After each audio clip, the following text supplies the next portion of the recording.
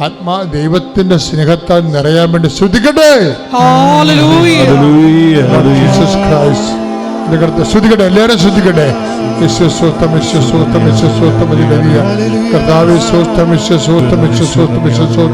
കർത്താവേ, നിന്റെ വിശുദ്ധമായ കുരിശിനെ ഓർത്ത് കർത്താവേ നിന്നെ ആരാധിക്കുകയും സ്തുതിക്കുകയും നിനക്ക് നന്ദി പറയുകയും ചെയ്യുന്ന നിന്റെ വിശുദ്ധ പൗരോഹിത്യത്തെ മഹത്വപ്പെടുത്തണമേ കർത്താവേ. സഭയിലുള്ള സാന്നിധ്യം പ്രകടമാക്കണമേ കർത്താവേ. ഓരോ മകന്റെ മേലും മകളുടെ മേലും കർത്താവിൻ്റെ രക്തം നിറയട്ടെ എന്ന് പ്രാർത്ഥിക്കുന്ന ഓരോ മകളുടെ മേലും മകന്റെ മേലും കർത്താവിൻ്റെ രക്തം നിറയട്ടെ എന്ന് പ്രാർത്ഥിക്കുന്നു. ദൈവത്തിൻ്റെ പരിശുദ്ധാത്മാവ് നിറയട്ടെ, ദൈവത്തിൻ്റെ പരിശുദ്ധാത്മാവ് നിറയട്ടെ, ദൈവത്തിൻ്റെ പരിശുദ്ധാത്മാവ് നിറയട്ടെ, ദൈവത്തിൻ്റെ പരിശുദ്ധാത്മ നിറയട്ടെ. എല്ലാ വ്യക്തികളിലും പരിശുദ്ധാത്മ നിറയട്ടെ, എല്ലാ വ്യക്തികളിലും ദൈവ സത്യം നിറയട്ടെ, ദൈവത്തിൻ്റെ സ്നേഹം നിറയട്ടെ, ദൈവത്തോടുള്ള സ്നേഹം നിറയട്ടെ. കർത്താവ് ഉടമ്പടി സ്വീകരിക്കപ്പെടാൻ ദൈവത്തിൻ്റെ കരുണയും ഭക്തിയും ലഭിക്കാൻ വേണ്ടി കർത്താവിൻ്റെ ദൈവത്തിൻ്റെ കരുണ ലഭിക്കാൻ വേണ്ടി കർത്താവ് എല്ലാ മേഖലയും സ്പർശിക്കട്ടെ, ഭക്തിയുടെ മേഖല സ്പർശിക്കട്ടെ. ഉടമ്പടി ചൊല്ലുന്ന പ്രാർത്ഥന ചെയ്യുന്ന പദ്ധതിയായി ദൈവസ്വത്തെ അനുഷ്ഠിക്കാൻ ആവശ്യമായ കൃപയാൽ മക്കൾ നിരക്കട്ടെ പ്രാർത്ഥിക്കുന്ന. ജീവിതത്തിൽ ഉണ്ടാകുന്ന ദുരിതങ്ങൾ, ജോലിയില്ലാത്ത അവസ്ഥകൾ, വീടില്ലാത്തവർ, വാടക കഴിയുന്നവർ, വഴിയില്ലാത്തവർ, കർത്താവ് പലതരത്തിലുള്ള മത്സര പരീക്ഷകൾ കർത്താവ് എഴുതിയിട്ടുള്ളവർ, തോറ്റിട്ടുള്ളവർ, ജയിക്കാൻ വേണ്ടി റിസൾട്ട് കാത്തിരിക്കുന്നവരെല്ലാവരും സമർപ്പിച്ച് പ്രാർത്ഥിക്കുന്ന കർത്താവ്. അമിതമായി ഉത്കണ്ഠയുള്ളവർ, നഷ്ടപ്പെട്ട് ജീവിതം തീർന്നുവെന്ന് ചിന്തിച്ചുകൊണ്ട് നിരാശപ്പെടുന്നവരെ കർത്താവിൻ്റെ മേലെല്ലാം കർത്താവിൻ്റെ ശക്തി, കർത്താവിൻ്റെ ദൈവത്തിൻ്റെ ശക്തി നിറയട്ടെ. ശ്രദ്ധിക്കട്ടെ,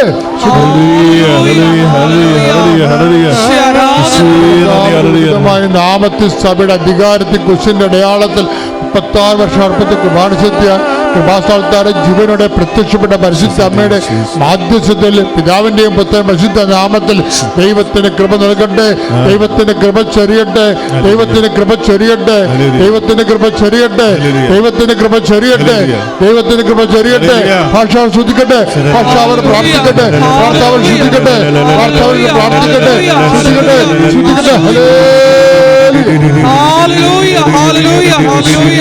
യേശുവേ നന്ദി, യേശുവേ ആരാധന. ഹല്ലേലൂയ, ഹല്ലേലൂയ. ശിരങ്ങളാൽ അഭിഷേകം ചെയ്യണമേ. ഹല്ലേലൂയ, ഹല്ലേലൂയ, ഹല്ലേലൂയ, ഹല്ലേലൂയ, ഹല്ലേലൂയ, ഹല്ലേലൂയ. യേശുവേ ആരാധന. ഹല്ലേലൂയ, ഹല്ലേലൂയ. മഹത്വം, മഹത്വം, ആരാധന, ആരാധന. ഹല്ലേലൂയ. നീ വന്നു ശാന്തിയേകൂ, നീ വന്നു സൗഖ്യമേകൂ, നീ വന്നു ജീവനേകൂ, ഞങ്ങളിൽ വാസമാകൂ. നീ വന്നു ശാന്തിയേകൂ, നീ വന്നു സൗഖ്യമേകൂ, നീ വന്നു ജീവനേകൂ, ഞങ്ങളിൽ വാസമാകൂ.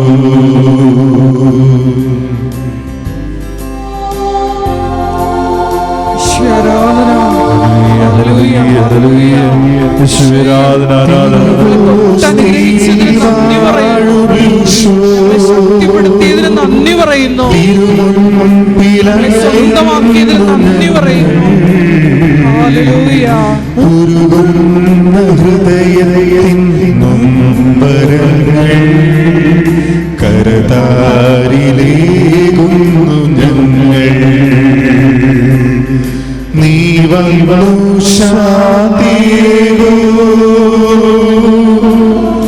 നീ വന്നു സൗഖ്യമേകൂ, നീ വന്നു ജീവനേകൂ, ഞങ്ങളിൽ വാസമാകൂ. നീ വന്നു ശാന്തിയേകൂ, നീ വന്നു സൗഖ്യമേകൂ, നീ വന്നു ജീവനേകൂ, ഞങ്ങളിൽ വാസമാകൂ.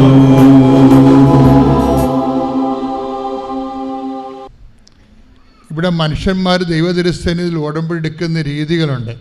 ഓൺലൈൻ ഉടമ്പടി എടുക്കുകയാണ്. അദ്ദേഹം ഓൺലൈൻ ഉടമ്പടി കമ്പ്യൂട്ടറെ കുത്തി എടുക്കാൻ പോവുകയാണ്. എടുക്കുന്ന മുമ്പ് തന്നെ അദ്ദേഹം അതിൽ വിശ്വസിക്കുന്നു. ഞാൻ ദൈവത്തോട് ഓൺലൈനായിട്ട് ബന്ധപ്പെടാൻ പോവുകയാണ്, ദൈവം എന്നെ സഹായിക്കുമെന്ന് ആ മനുഷ്യൻ്റെ മനസ്സ് അദ്ദേഹത്തിന് അറിവ് കൊടുക്കുകയാണ്. നമ്മുടെ മനസ്സ് നമ്മളെ ദൈവം അനുഗ്രഹിക്കുമെങ്കിലേ നമുക്കറിയാൻ പറ്റും. അതൊരു അഭിഷേക ലെവലിൽ വന്നാൽ കിട്ടിയാൽ മതി. നമ്മളിത് കഴിഞ്ഞിട്ട് യൂസ് ആൻഡ് ത്രോ, പിന്നെ അതിനെക്കുറിച്ച് അന്വേഷിക്കണില്ല, തിരക്കണില്ല. നമ്മൾ പഴയതുപോലെ പന്നിയുടെ ജീവിതമാണെങ്കിൽ നമ്മൾ ഓർക്കത്തില്ല. കാര്യം ഓർപ്പിക്കണതിൻ്റെ പ്രശ്നം ആ ഫാക്കൽറ്റിയും ഡിപ്പാർട്ട്മെൻറ്റും വേറെയാണ്. പരിശുദ്ധാത്മാവാണ്, അതാണ് വിഷയം. പരിശുദ്ധാത്മാവ് ഓർമ്മയുമായിട്ടാണ് ബന്ധം. ഈശോ അത് പറയുന്നുണ്ട്. Take the bed of God 16:26. ശ്രദ്ധിക്കട്ടെ. ഹല്ലേലൂയ ഹല്ലേലൂയ ഹല്ലേലൂയ ഹല്ലേലൂയ ആരാധന ഹല്ലേലൂയ ഹല്ലേലൂയ ഹല്ലേലൂയ യേശുവേ നന്ദി കർത്താവേ. ഹല്ലേലൂയ ഹല്ലേലൂയ ഹല്ലേലൂയ ഹല്ലേലൂയ ഹല്ലേലൂയ നന്ദി കർത്താവേ. യേശുവേ നന്ദി. യോഹന്നാൻ 16:26 എടുത്ത്.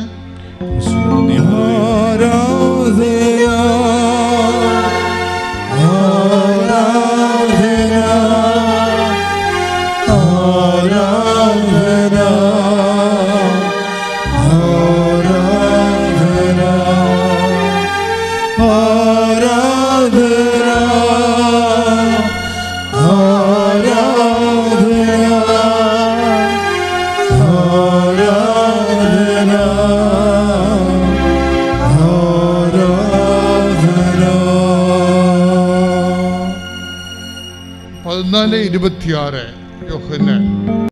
എന്നാൽ ഇത് പറഞ്ഞ് എന്റെ നാമത്തിൽ പിതാവ് അയക്കുന്ന സഹായകനായ പരിശുദ്ധാത്മാവ്. പരിശുദ്ധാത്മാവ് ആരാണ്? സഹായകൻ. എന്ത് സഹായമാണ് ചെയ്യണമെന്ന് താഴെയുണ്ട്, ശ്രദ്ധിക്കണം. എന്ന് പറഞ്ഞ് എന്നാൽ എന്റെ നാമത്തിൽ പിതാവ് അയക്കുന്ന സഹായകനായ പരിശുദ്ധാത്മാവ് എല്ലാ കാര്യങ്ങളും നിങ്ങളെ പഠിപ്പിക്കുകയും ഞാൻ നിങ്ങളോട് പറഞ്ഞിട്ടതെല്ലാം നിങ്ങളെ അനുസ്മരിപ്പിക്കുകയും ചെയ്യാം. ഞാൻ നിങ്ങളോട് പറഞ്ഞിട്ടുള്ളതെല്ലാം നിങ്ങളെ അനുസ്മരിപ്പിക്കുകയും ചെയ്യും. കൈയടിച്ച് കർത്താവിനെ സ്തുതിക്കട്ടെ.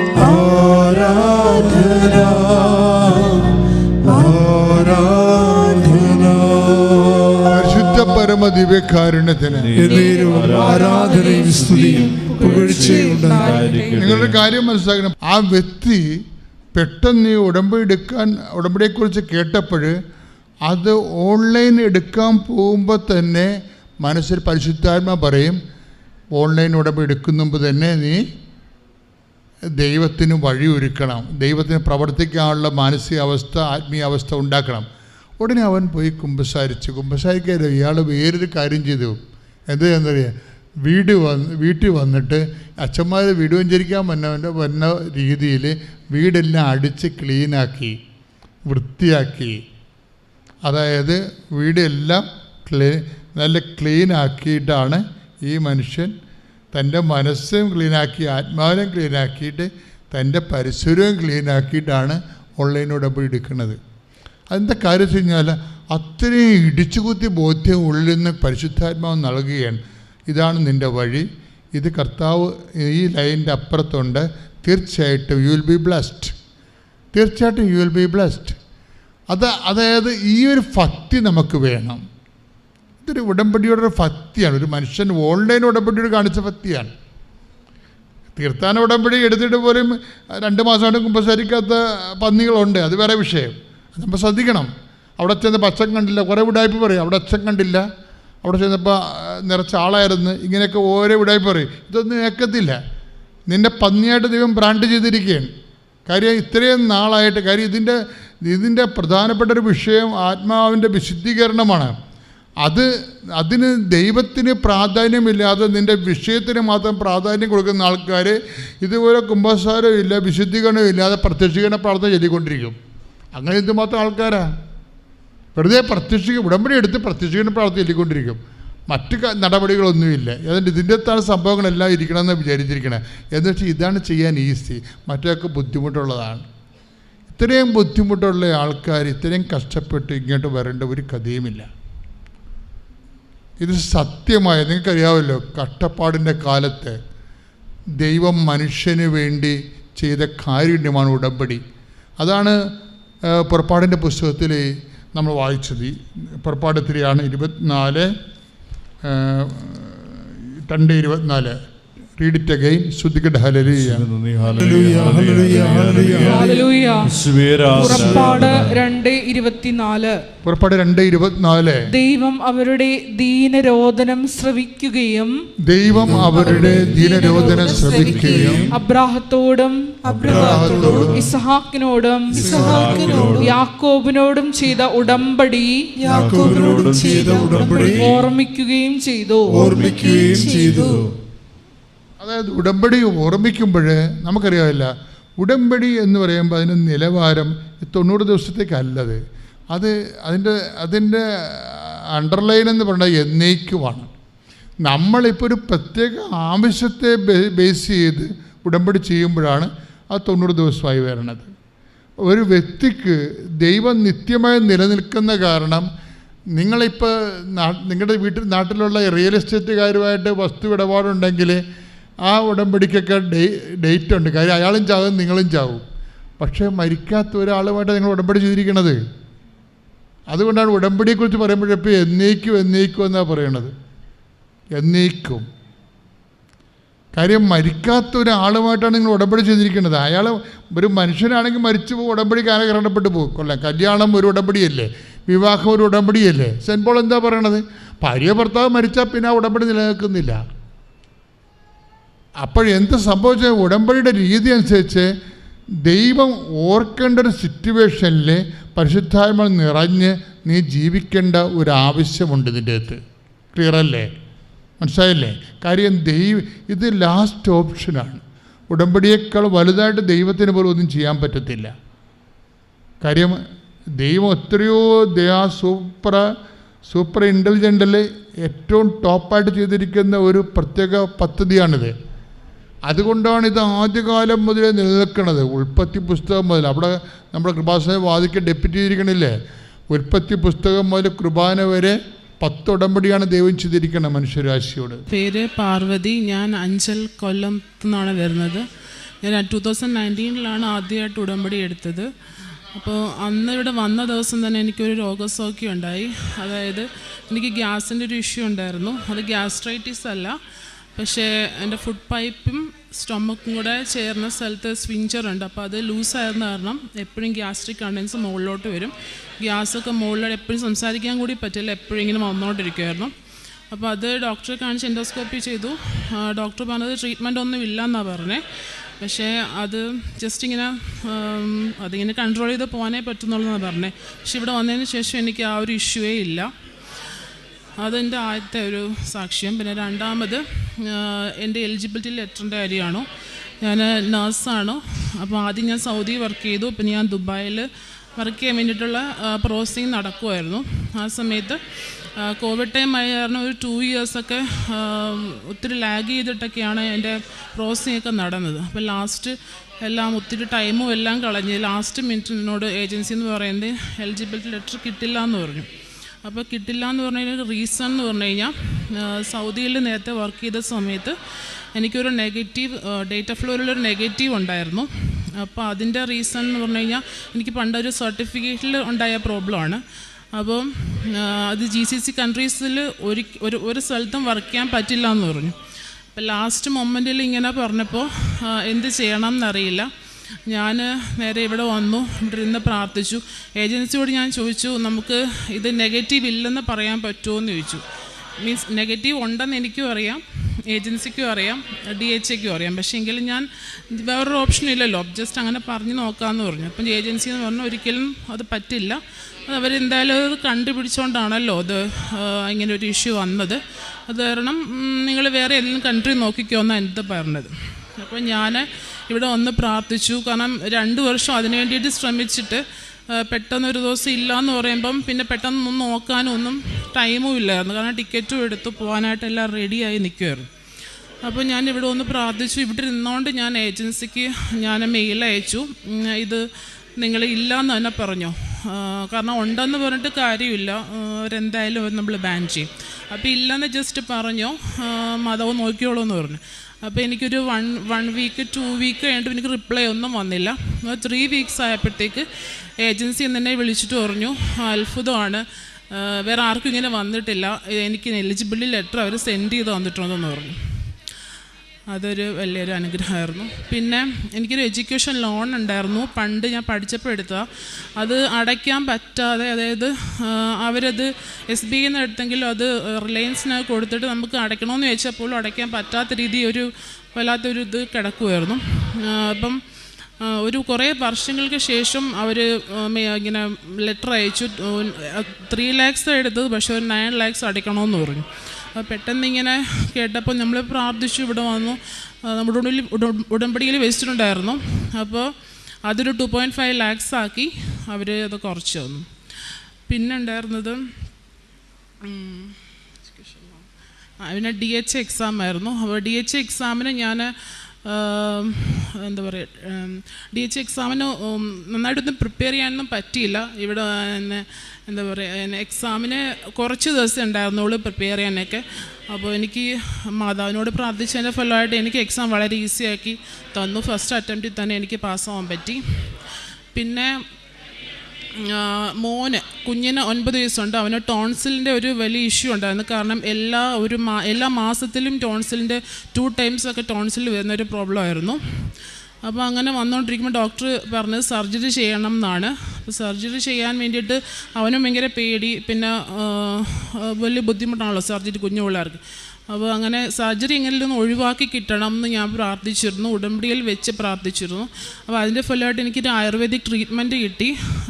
അവനിപ്പോൾ 1 year ആയിട്ട് അതിൽ കൺട്രോളായി പോകുന്നുണ്ട്. എൻ്റെ പേര് ഡെയ്സി സണ്ണി, ഞാൻ തിരുവല്ലയിൽ നിന്ന് വരുന്നു. ഞാൻ നവംബർ മാസം 22-ാം തീയതിയാണ് ഇവിടെ വന്ന് ഉടമ്പടി എടുത്തത്. അപ്പോൾ ഞാൻ ആദ്യമായിട്ട് ഇവിടെ വരികയാണ്, കൃപാസനത്തിൽ ആദ്യമായിട്ട് വരികയാണ്. എനിക്കൊന്നും അറിയത്തില്ലായിരുന്നു. ഇവിടെ വന്ന് ഞാൻ പലരോടും ചോദിച്ചും പറഞ്ഞുമൊക്കെ ഉടമ്പടി എടുത്തു. അപ്പോൾ ഞാൻ 6 നിയോഗം എഴുതിയിരുന്നു. അതിലെനിക്ക് എൻ്റെ മകളുടെ ഭർത്താവ് വിവാഹത്തിന് വേണ്ടി ജോലി റിസൈൻ ചെയ്തിട്ടാണ് വന്നത്. പിന്നീട് അവന് ഗൾഫിലേക്ക് കടന്നു പോകാൻ സാധിക്കാതെ വന്നു. അതൊരു നിയോഗമായിട്ട് ഞാൻ എഴുതിയിരുന്നു, അവന് ജോലി ലഭിക്കാൻ വേണ്ടി. പലയിടത്തും കൊടുത്തിട്ട് എങ്ങും കിട്ടിയിട്ടില്ലായിരുന്നു. അപ്പോൾ അവൻ പോകുന്നിടത്തു നിന്ന് തന്നെ അവിടെ തന്നെ പോകാനായിരുന്നു അവന് താല്പര്യം. അങ്ങോട്ട് പോകാൻ വേണ്ടി പല പ്രാവശ്യം ശ്രമിച്ചിട്ട് സാധിക്കാതെ വന്നു. അപ്പോൾ ഞാൻ ഉടമ്പടി വെച്ചപ്പോഴത്തേന് അതൊരു നിയോഗമായിട്ട് എഴുതിയിട്ടുണ്ടായിരുന്നു, അവനൊരു ജോലി ലഭിക്കണമെന്ന്. അപ്പോൾ ആ സമയത്തൊക്കെ പിന്നെയും കൊടുത്തിട്ടും ഒരു ജോലി അവിടോട്ട് അവർ വിളിക്കുന്നില്ല, വെയിറ്റ് ചെയ്യുമെന്നാണ് പറഞ്ഞുകൊണ്ടിരുന്നത്. അപ്പം ഞാനിവിടെ അച്ഛൻ്റെ പ്രസംഗം യൂട്യൂബിൽ കൂടെ കേൾക്കുമായിരുന്നു. കേട്ടപ്പോൾ അച്ഛൻ ഒരു പ്രാവശ്യം പറഞ്ഞ് ഞാൻ കേട്ടു, നിങ്ങൾ ഡേറ്റ് വെച്ച് പ്രാർത്ഥിക്കണം, അപ്പോൾ നിങ്ങൾക്കത് ലഭിക്കുമെന്ന് പറഞ്ഞു. അപ്പോൾ ഞാൻ ഒരു ഫെബ്രുവരി 8-ാം തീയതി ഡേറ്റ് വെച്ച് പ്രാർത്ഥിച്ചു. എൻ്റെ അമ്മ മാതാവേ, നിൻ്റെ പുത്രനോട് അപേക്ഷിച്ചിട്ട് നിൻ്റെ മകനെ ഫെബ്രുവരി 8-ാം തീയതി അവന് ടിക്കറ്റ് ലഭിക്കത്തക്ക വിധത്തിൽ അവന് കൃപ കൊടുത്ത് പോകാൻ സഹായിക്കണമെന്ന് ഞാൻ പ്രാർത്ഥിച്ചിരുന്നു. മകൾ സൗദിയിലാണ്. ഇതിനിടെ 10 ദിവസത്തേക്ക് അവൾ ലീവിന് വന്നിരുന്നു. ഫെബ്രുവരി 7-ാം തീയതി അവൾ തിരിച്ചു പോവുകയാണ്. അപ്പോൾ 7-ാം തീയതി ആയപ്പോഴും ഞാൻ മാതാവിനോട് പറഞ്ഞു, മാതാവേ നാളെ 8-ാം തീയതിയാണ്, ഇതുവരെ ഒന്നും ആയിട്ടില്ലല്ലോ എന്ന് ഞാൻ പറഞ്ഞു. 7-ാം തീയതി അവനൊരു ഓൺലൈൻ വഴി ഇൻ്റർവ്യൂ ഉണ്ടായിരുന്നു.